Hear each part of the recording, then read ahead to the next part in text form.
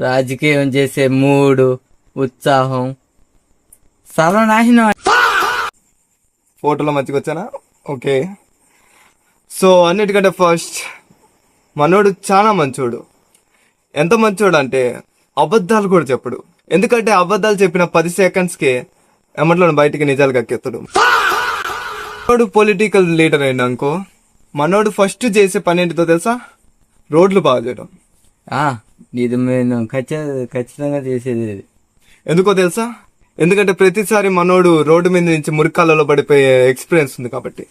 So మనోడు చేసే first పని అదే. ప్రతి ఒక్క యువకుడికి ఒక లవర్ నింపిస్తారు. మన సింగిల్స్ కి ఇది చేసేస్తాం.